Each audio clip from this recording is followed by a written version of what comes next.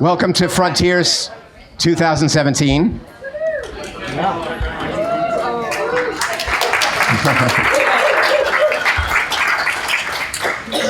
I'm Peter Levine from Tisch College, and my first responsibility, but also pleasure, is to introduce the Dean of Tisch College, Alan Solomont, former U.S. Ambassador to Spain, former chair of the Corporation for National Community Service, former political activist, current and former philanthropist, former community organizer.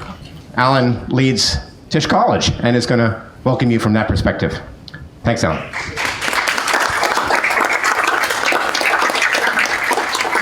You might have concluded from that my middle name is former, or that I can't hold a job. Thank you, Peter. And welcome everyone to Frontiers 2017, and also to Boston, my hometown, of which I am quite proud. And I'll give you two suggestions, if I may. If you have any free time, if you can get over to the John F. Kennedy Presidential Library at Columbia Point. I don't know if you've not been there. This is the 100th birthday of JFK, so they've got some especially interesting material that they're showing. There's also a Hemingway room, if you can get into that. Hemingway's widow left a good deal of his papers to the library. And, or if you want to go a little bit closer to the Museum of Fine Arts, there's a special Matisse exhibit and actually a pretty decent restaurant, so you can combine dinner with art. So those are two suggestions. I also want to welcome you to at least the space of the Tufts University Medical School, which is where the community health center movement began.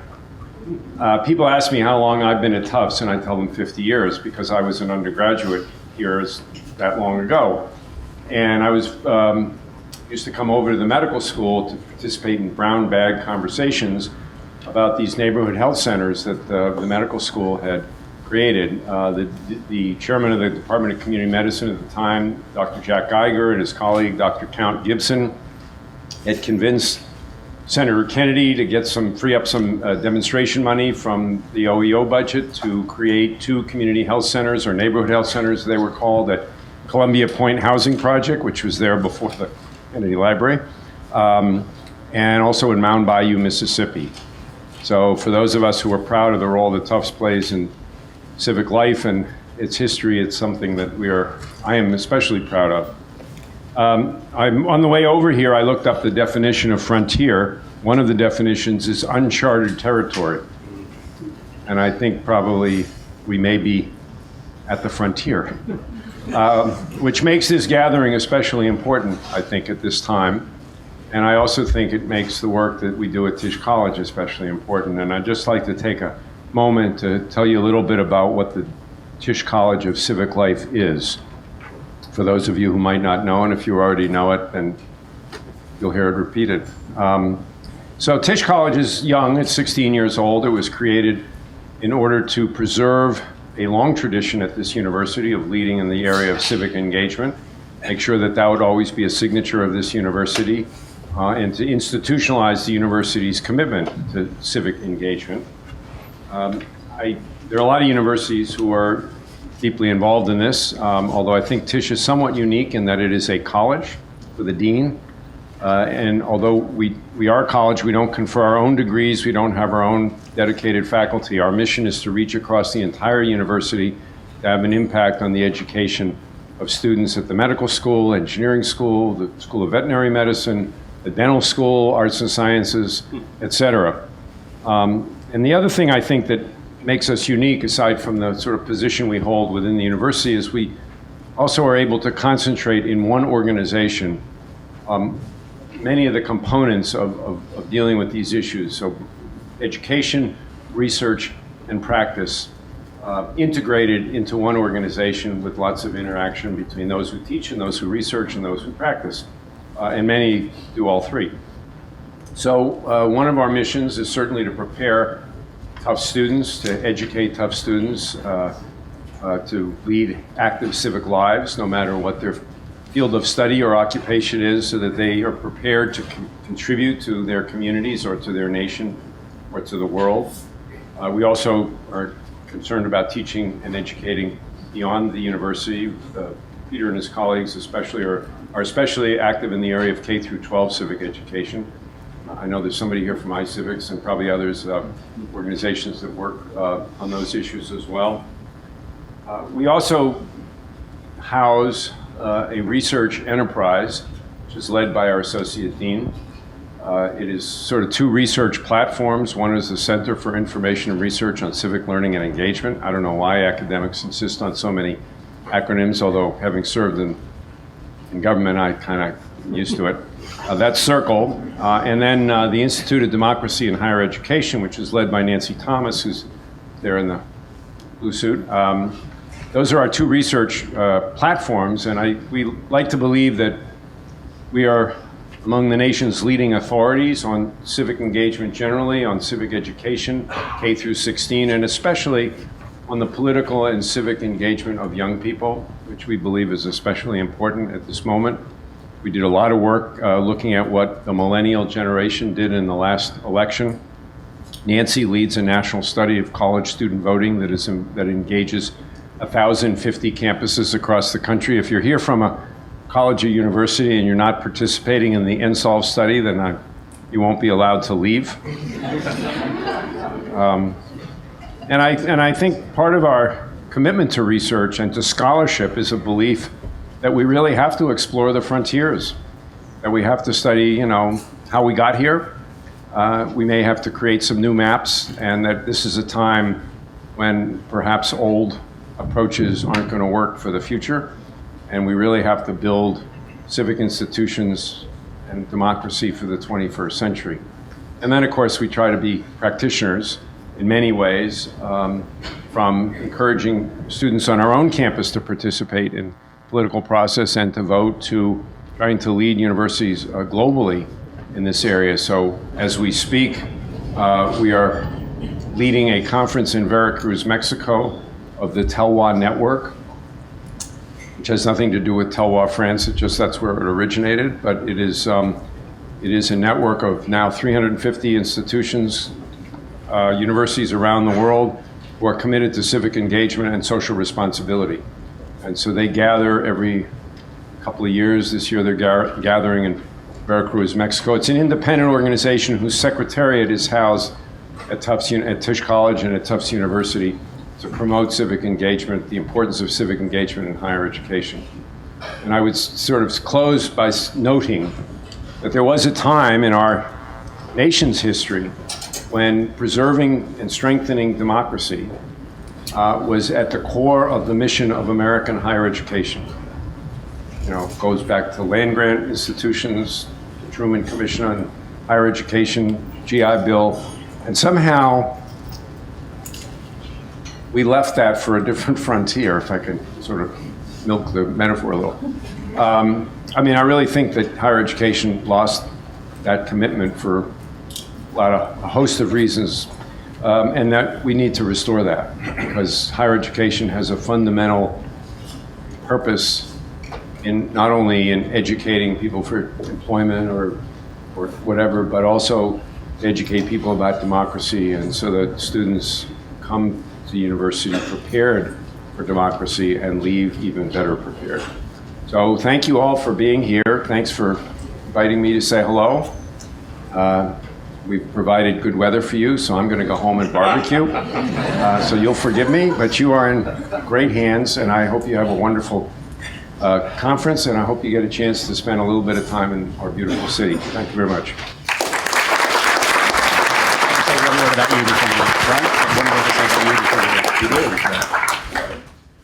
Thank you, Alan. I just wanted to say that I've been at Tisch College for 9 years, just coming up on my 9th anniversary. Alan's been here about a third of that time, a little bit more than a third of that time. I think we've made tremendous strides, as people who know us and our work will recognize, and it is because of Alan's leadership. So thank you.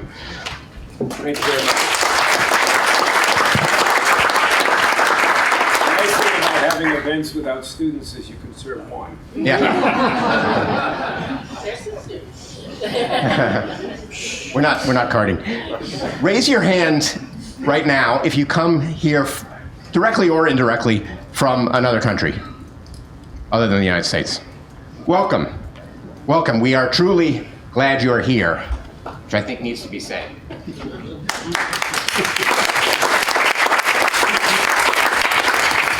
Raise your hand if you come from outside of the Boston area. Yeah, most people.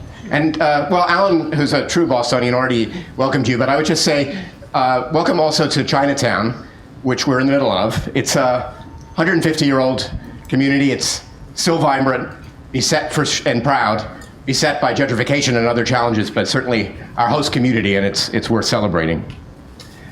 Raise your hand if you just spent the last 2 weeks, 6.5 hours every day talking about civic theory in a room with me. Yeah. Welcome from the world of theory. Welcome out. Raise your hand, including those people, but raise your hand if you ever took the Summer Institute of Civic Studies. Yeah, it's a pretty impressive growing network. There's actually about 240 people who've done that, but probably 50 or so are here. So it's a growing community of scholars and practitioners dedicated to asking fundamental questions about citizenship and the good society. Raise your hand if you just completed the pre-conference on the Symposium on Deliberative Democracy in an Age of Rising Authoritarianism. Great. Well, I couldn't be there, but welcome to the main conference, and please share what you talked about, because that is a timely topic indeed. Speaking of deliberative democracy, raise your hand if you study or practice dialogue and deliberation, or deliberation. Yeah, a lot of hands, which is wonderful. And of course, welcome to you, and I would have raised my hand as well if I hadn't been counting yours, because I'm part of that group. I did want to say, because I knew that most people would raise their hands because we have a pre-conference survey and I saw the data.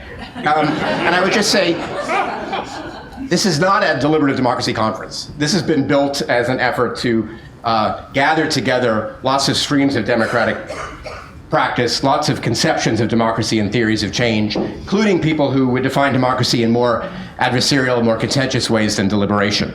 I think it's mainly an accident of the way we're placed in certain networks that we draw so many of my original community, the dialogue and deliberation community. I think that's great, but I would just urge all of us who have that kind of background to be open to other conceptions of democracy, especially attentive to the minority of people in this room who aren't really into dialogue and deliberation. And if they're not in your group at any given time, try to envision the perspective they might bring, because this is supposed to be a gathering of many perspectives. And in general, let's all be attentive to disagreements and varieties of perspective. I'm guessing that in this room there are people who think that Donald Trump is the prime threat to Republican government, at least in this country and maybe in the world. But others for whom a partisan statement like that is the main problem with our republic. Others who think Donald Trump's pretty awful, but he's just the tip of the iceberg and our problems are much deeper and more profound than that. Some who may support him, at least in part. I hope that diversity is in the room. If it is, and I assume it is, it's a resource. And to the extent that diversity is missing, let's try to imagine other possibilities. Raise your hand if you do not work or teach or study at a college or university. Great. Welcome to this university, but also welcome to a conference that I don't think you'll find overly academic, although it does aim to be intellectually challenging. That's the spot we're trying to reach for. Raise your hand if you've attended Frontiers before. Welcome back. You are familiar with the organization and spirit of the conference, with our traditional cures and charms, as we say. But a special welcome also to the newcomers, who are pretty numerous.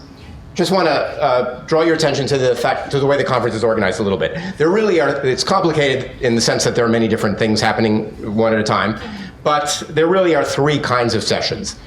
There are plenary activities, starting with the at-stakes game right here tonight in about 3 minutes, and proceeding through a sequence of gatherings, all of which are really asking you to envision strategies for civic renewal at a large scale.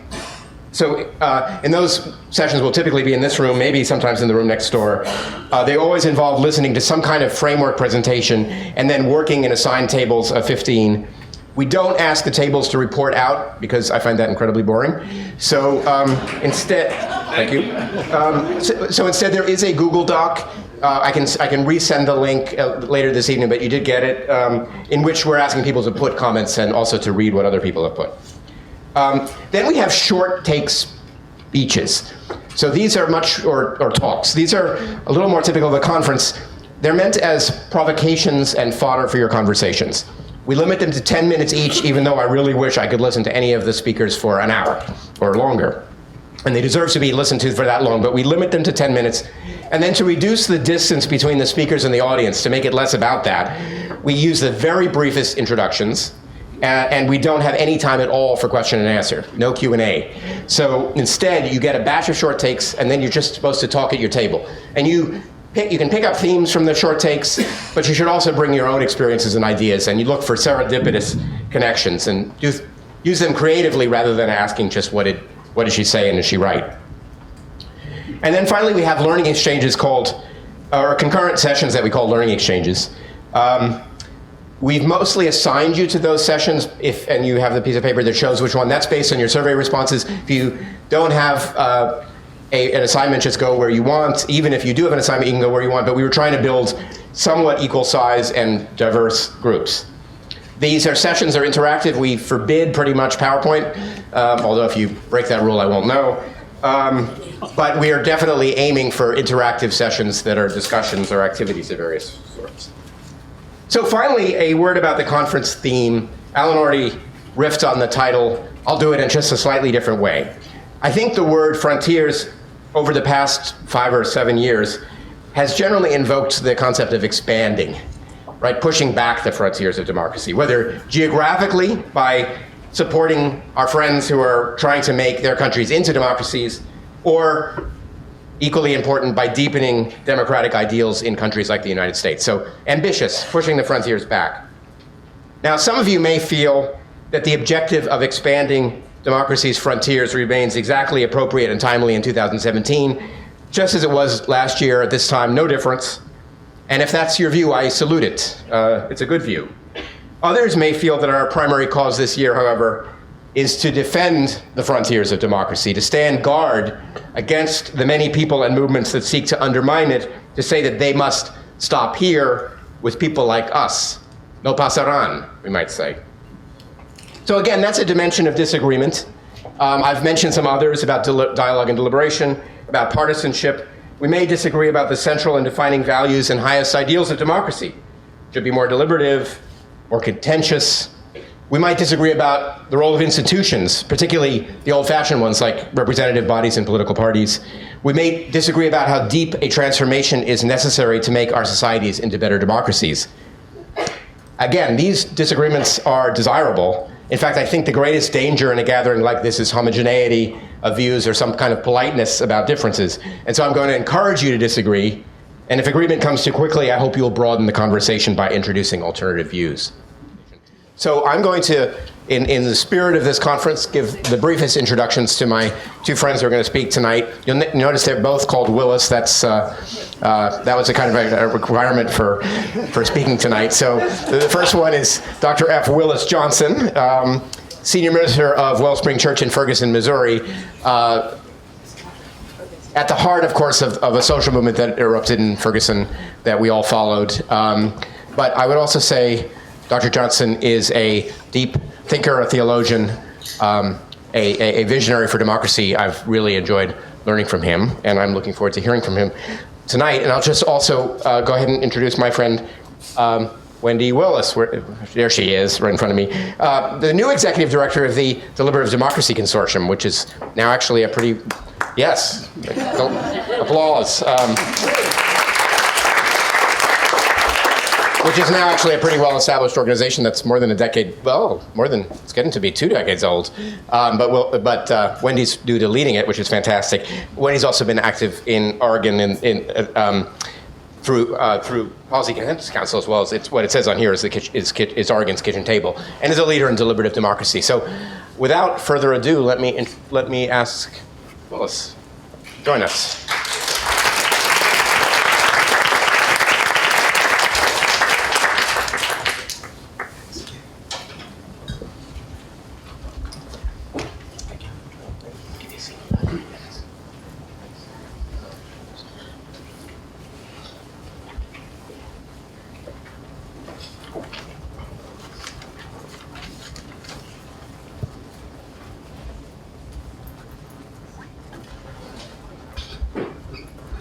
Good evening. Amen. Hey, all right. Well, I'm honored to be here with you. This is a very distinguished and heady and heart-filled and hand-holding group.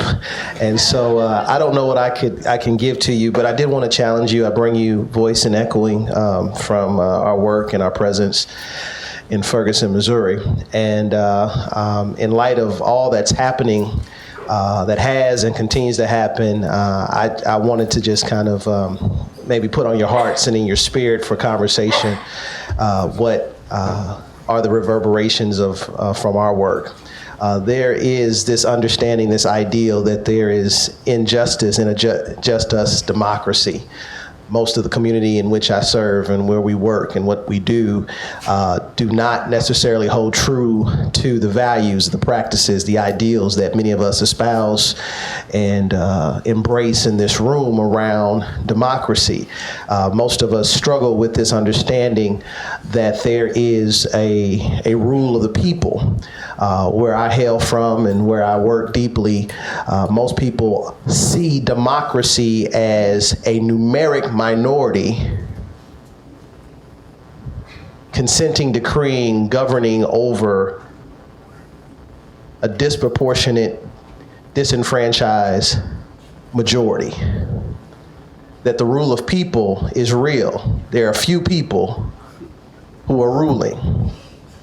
And I just wish to submit to you that not unlike, but in respect and reverence to both the intellectual prowess and profoundness of William Edward Burghardt Du Bois, while race continues to be a challenge in this community, in this world. For many, I bring you greetings and I echo their concern that the greatest challenge to the 21st century is we the people. This idea of democracy for some is a beacon of light, for others it is a threat. And so the question of how do we wrestle with this reality is very much in line with the hard work that we do. Now, I'm gonna be honest with y'all. I got 10 minutes, and their feet, they're flying, and y'all looking at me because. So I'm just gonna go in preacher mode. I've got a script, but I'm just gonna go preacher mode. Is that all right? Okay. Here's the deal. We're gonna wrap this thing out. It's real simple. We cannot denounce that even the spirit of our practice of democracy does not come with social constructs. It's a social construct that has one, a historical variable. It is one birthed out of a human practice of dehumanization.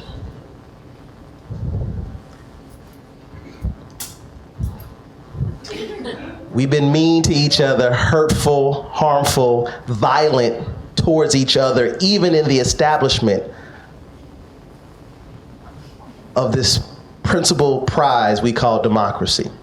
Not only is there a historical precedent of dehumanization and victimization and violence towards the other, there is a systematic variable that precedent has to be memorialized, institutionalized, and monetized.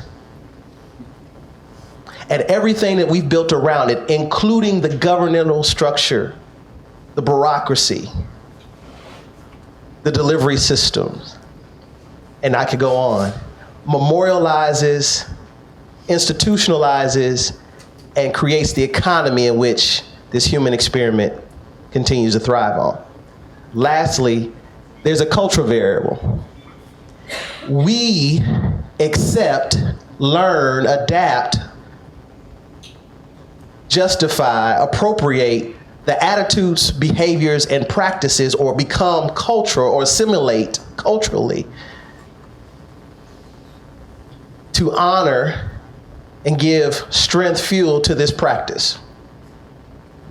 So I challenge you tonight with this ideal of not pointing fingers across the room or across political lines or spectrums. I challenge you in your theorizing and in your doing to look at ourselves and wonder how much of this unjust democratic practice benefits just us.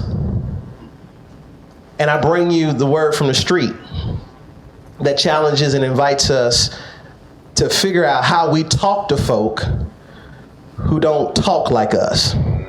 In other words, we need a lingua franca. We need a common speak. We need some language that echoes the then, but also speaks to now. We need a language that echoes the halls of the academy and even speaks to the imperialism that we navigate through, but also meets the street, and even from the sanctuary. We need to acknowledge that there's some stuff that's not right nor righteous. We need a common speak. We need a lingua franca. We also need to lean in. Too many of us, it's too easy for most of us to come by and be spiritual and political and, dare say it, academic voyeurs. Ferguson is not your research lab.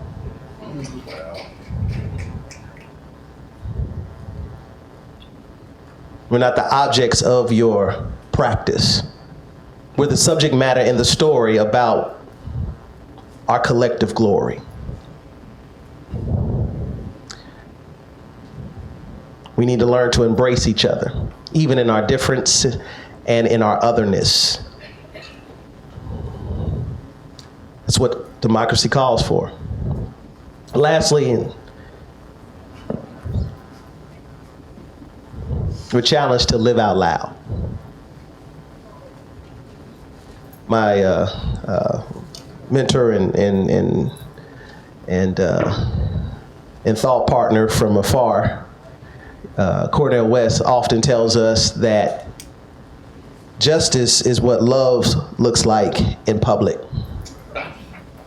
I don't know about you, but it's kind of hard to believe that you love me, people that look like me, people that live where I live and do what I do and struggle with what I struggle with. I know you're looking at me, but that can be any of our expression. It's not what we do behind closed doors, but what we do when we come out and the legislation that we bring out from behind those doors. It's not where we stand in times where the media and the trucks are present and when the fire is blazing, but when and before it happens. So maybe I pissed you off. Maybe I made you feel awkward. Maybe I wasn't as deep as Peter said I would be. Y'all can talk about it when I sit down. God bless you.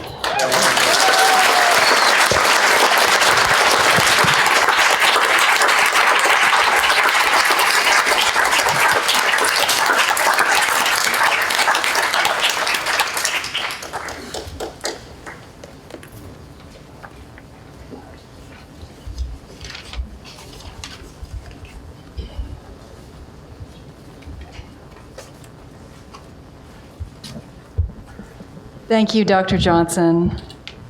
So I think we should just stand here for a minute, or I'll stand and you can sit or stand if you want to, and just sort of let that sink in.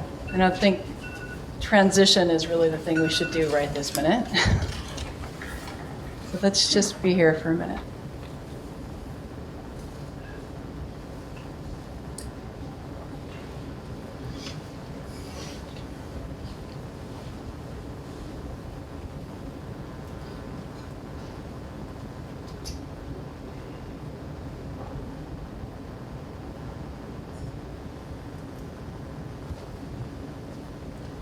And the other thing I'm going to ask you to do is, I'm going to talk about loneliness, and it's really weird to talk about loneliness in a packed room of people who are really excited to see each other, and because it's hard to access that, right? Many of us are seeing each other for the first time ever or for the first time in many months. So we're really socially activated.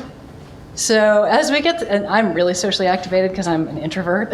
And so I think just to try to, as I start to talk about this, to really recall what it feels like in our bodies to be deeply lonely, because we've all felt it. And I'm going to talk about that a little bit with you. And I know there are people in the room I can't see, so I'm sorry about that. So just to think about and feel loneliness for a minute. Because when I imagine loneliness, in my metaphor for loneliness, I think of an elderly woman, a widow, maybe, living alone in her one-bedroom apartment, nibbling on her baked potato, waiting for Sunday afternoon when her son will call.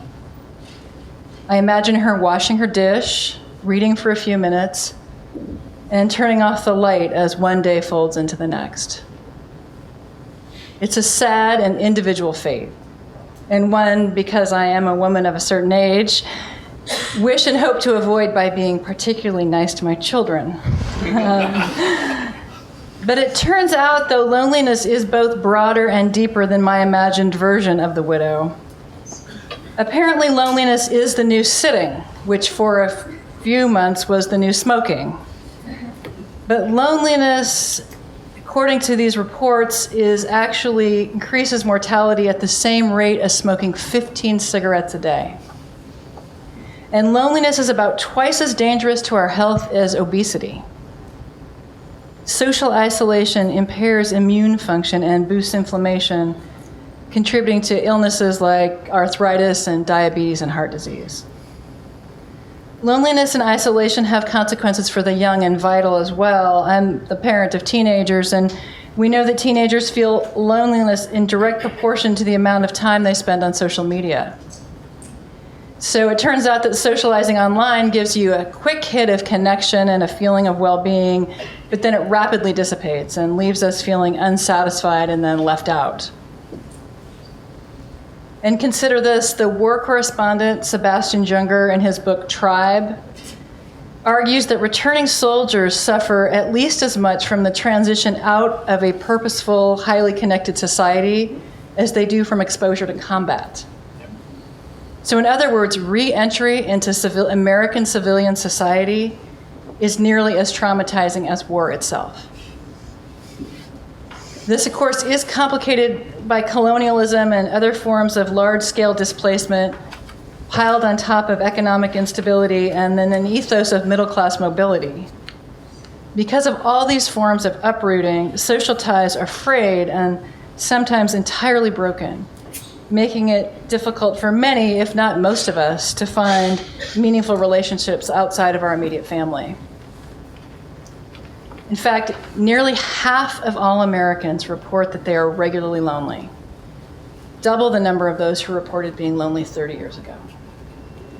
Loneliness, as we're talking about it here, can mean many things, but one of them is a yearning for meaningful and authentic conversations.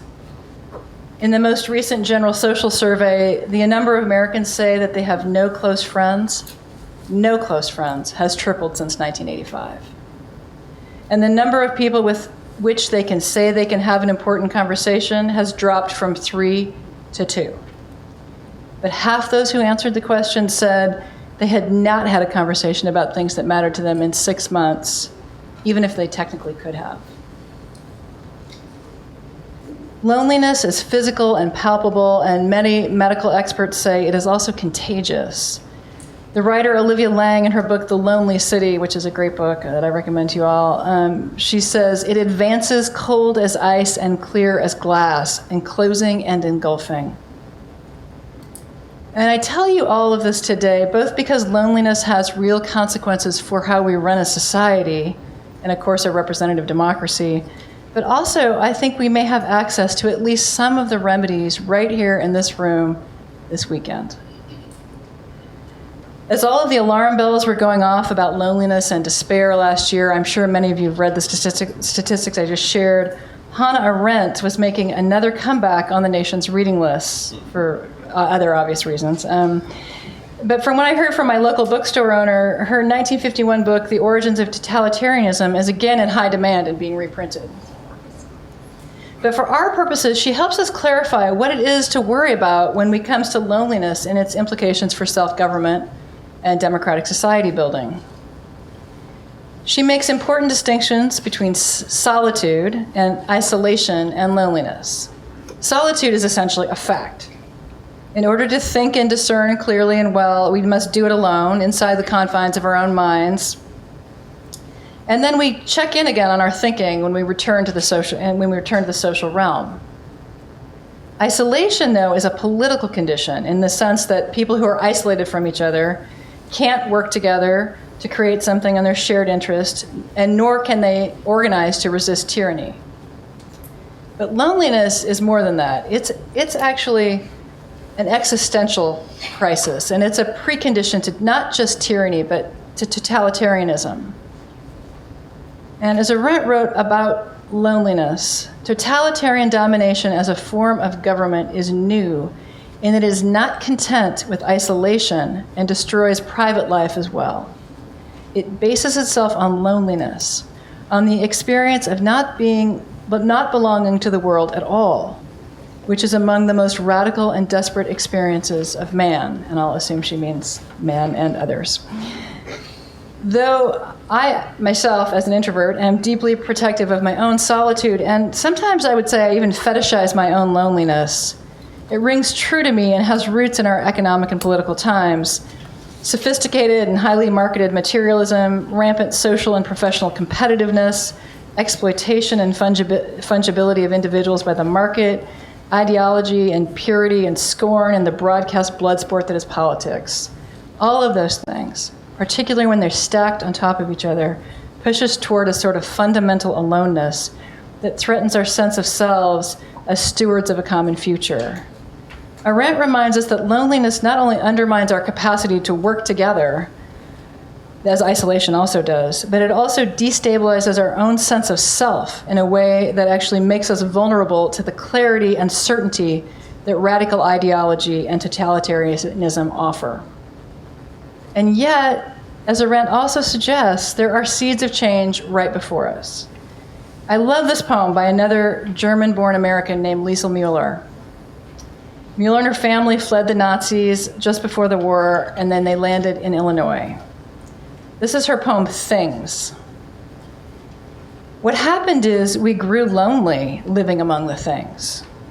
We gave the clock a face, the chair a back, the table 4 stout legs, which will never suffer fatigue. We fitted our shoes with tongues as smooth as our own, and hung tongues inside bells so we could listen to their emotional language. And because we loved graceful profiles, the pitcher received a lip, the bottle a long, slender neck. Even what was beyond us was recast in our image. We gave the country a heart, the storm an eye, the cave a mouth, so we could pass into safety. I love this poem, obviously for its tenderness toward the material world and for its attentiveness to kinship. And I commend you when you return home or to your hotel room full of sad, neglected objects to give them your attention. But I also share it with you here because of the turn near the end, where she says, even what was beyond us was recast in our image. We gave the country a heart. Right. We're a metaphoric people. And those metaphors offer us some sense of what might heal us. And Müller's poem reminds me that we, and those of us working in democracy and deliberative practices and others, have access to some of the medicine for what ails so many of our neighbors. People around us are literally dying for lack of connection and purpose. And the work of democracy is dripping with both connection and with purpose. So as I think about the potential, I am personally chastened a bit. All too often, I find myself falling into the trap set by efficiency and goal orientation. I find myself cutting to the chase so that communities I'm working with can make some decisions and get on with their lives. I find myself saying things like, I want to respect your time. But what if I were to respect something in addition to their time? What if I were to center those healing values of connection and individual purpose in my own work? What if, alongside hard-nosed public decision-making and rational deliberation, we also considered people's needs to connect with one another around things that matter to them now and for generations to come?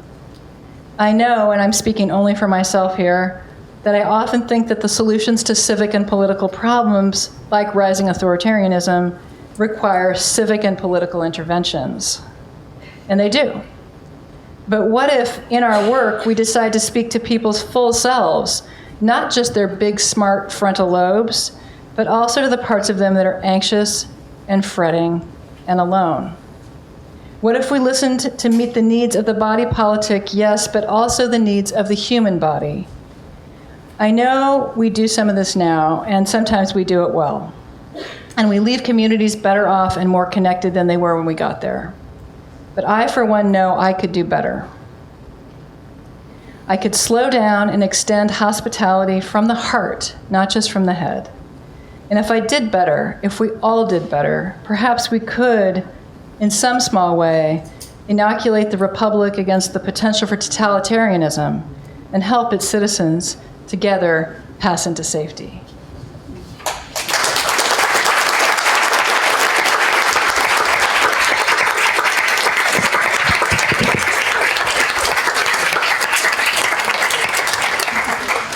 Perfect.